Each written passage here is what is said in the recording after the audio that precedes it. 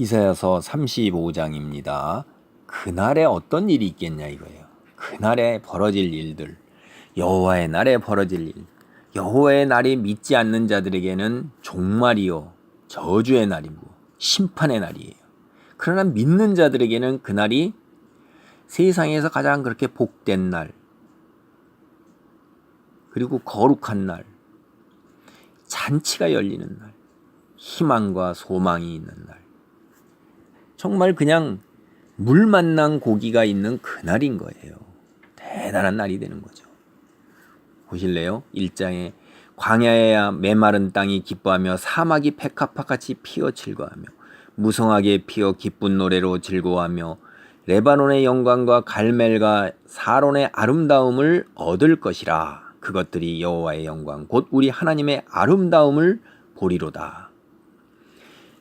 광야하고 메마른 땅은 글자 그대로 황량하고 곡식과 열매가 없는 거예요.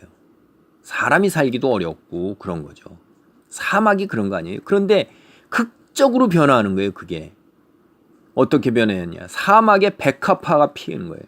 어떻게 사막이 백합화가 필 게 있어요? 여러분, 무성하게 피어서 아주 기쁜 노래로 즐거워하는 거예요. 사막이 백합화가 핀다는 거.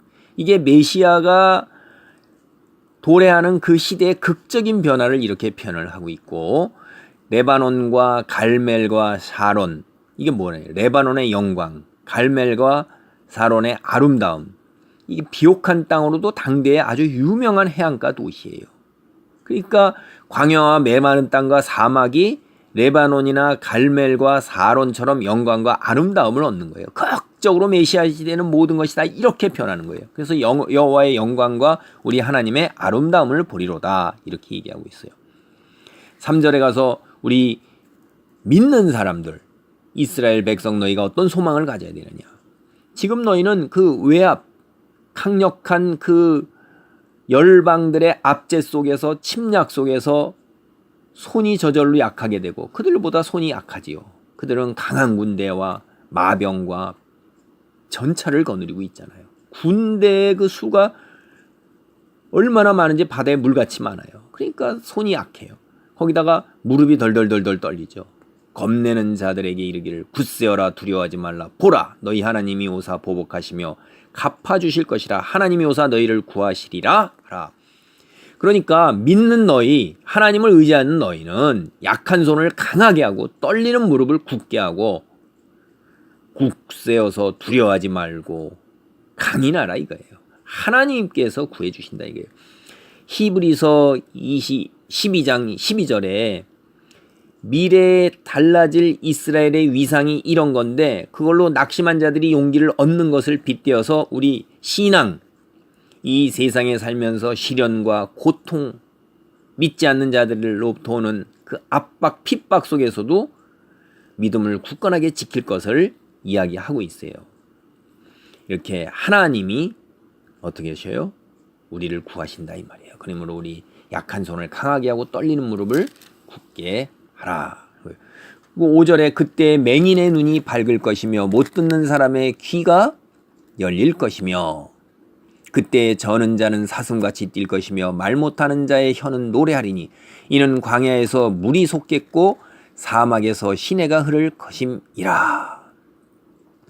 뜨거운 사막이 변하여 못이 될 것이며 메마른 땅이 변하여 원천이 될 것이며 승냥이에 눕던 곳에 풀과 갈대와 부들이 날 것이며.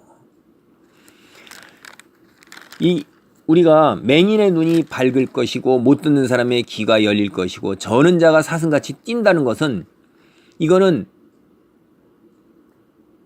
기적이죠. 이런 기적은 예수님도 이 이야기를 하셨어요. 세례 요한의 제자들이 이제 와서 세례 요한이 보내서 예수님께 묻습니다. 오실 메시아, 우리가 기다리는 분이 당신이니까, 이렇게 했을 때 가서 어떻게 대답을 하느냐 하면, 보지 못하는 자가 보고 듣지 못하는 자가 듣고 저는 자가 안전뱅이가 일어나서 걷는, 그렇게 가서 전하라, 이렇게 한 거예요. 이게 마태복음 11장 5절에 나오고 있는 이야기예요. 예수님께서 맹인과 기머리와 저는 자가 온전하게 회복될 것을 이야기하는데 그때 뭐예요? 이게 메시아가 오는 때예요. 메시아의 도래를 이야기하는 것입니다. 실제로 우리가 들을 것을 듣지 못하고 볼 것을 보지 못하는 사람입니다. 영적인 관점에서 말씀드리는 거예요. 우리는 세상에 빠져서 우리가 영적인 존재이도 모르고 이 세상만이 전부인 걸 알았는데 이제 우리가 세상은 잠깐 거쳐가는 것이고 우리의 영이 하늘나라에서 영원한 삶을 누리게 되는 것을 이제 우리는 깨닫게 됐고 이해가 되고 믿어지는 사람이에요. 그래서 성경 속에서 말씀하시는 하나님의 말씀을 들을 귀를 가진 사람이에요. 그래서 우리가 세상 속에서 실패하고 환난을 당하더라도 우리의 영은 사슴같이 기뻐 뛰는 거예요. 우리가 앞으로 있을 것이 광야에서 물이 솟고 사막에서 시내가 흐르고 뜨거운 사막이 변하여 못이 변하는 그러한 놀라운 극적인 변화를 우리의 복록 누리게 될 것들이 바로 그런 것과 같은 것이에요. 그래서 메마른 땅이나 혹은 승냥이가 눕던 곳에 이제 푸른 초장이 되어서 우리가 양으로 비유되잖아요. 눕고 먹고 거기에서 복을 누리는 거예요. 즐거움이 있고 희락이 있고 기쁨이 있는 거예요. 그곳에 8절 보세요. 대로가 있어 그 길을 거룩한 길이라 일컫는 바 되리니 깨끗하지 못한 자는 지나가지 못하겠고 오직 구속함을 입은 자들을 위하여 있게 될 것이라. 우매한 행위는 그 길로 다니지 못할 것이며. 그러니까 하나님의 나라 하나님이 계신 곳에 가는 그 길이 거룩한 길이에요. 그게 큰 길입니다. 그거를 40장 3절에선 다시 여호와의 길로 지칭하고 있어요. 하나님을 믿지 않는 자는 깨끗하지 못한 자예요. 의로운 자가 아니라 자. 그 글로 못 가요. 오직 구속함을 입은 자들만, 죄 사함을 받은 예수를 믿고 구속함을 입은 자들다. 여기 이사야의 예언에 의하면 하나님을 믿고 의지하는 자들만이 이런 길을 다닐 수가 있는 거예요. 거기에는 사자가 없고 사나운 짐승이 그리로 올라가지 아니하므로 그것을 만나지 못하겠고 오직 구속함을 받은 자만 그리로 행할 것이며 여호와의 속량함을 받은 자들이 돌아오되 노래하며 시온에 이르러 그들의 머리 위에 영영한 희락을 띠고 기쁨과 즐거움을 얻으리니 슬픔과 탄식이 사라지리로다. 여기에서 메시아가 도래했을 때 하나님의 심판이 이루어져서 하나님이 계신 곳 새하늘과 새 땅이 이루어진 곳 거기에는 어떻게 돼요?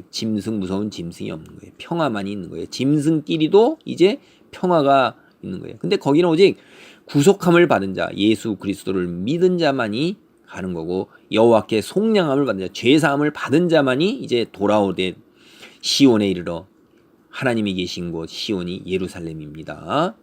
그리고 하나님이 계신 곳이에요. 성전, 보좌가 있는 곳, 천국 이게 다 시온으로 일컬어지고 있습니다. 그들 머리에 영영한 희락이 있고 기쁨과 즐거움을 얻고 슬픔과 탄식이 사라지는 거예요.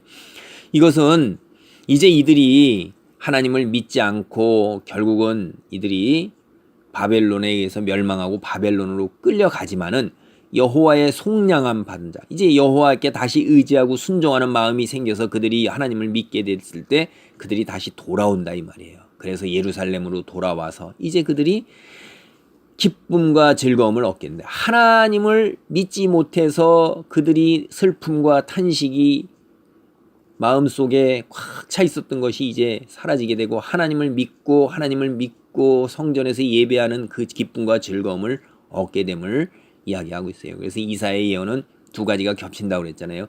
이스라엘 민족 당대에 대한 예언과 그 다음에 종말의 마지막 여호와의 심판날, 예수님이 재림하는 날과 겹쳐서 이 두 가지가 같이 보여지고 있습니다.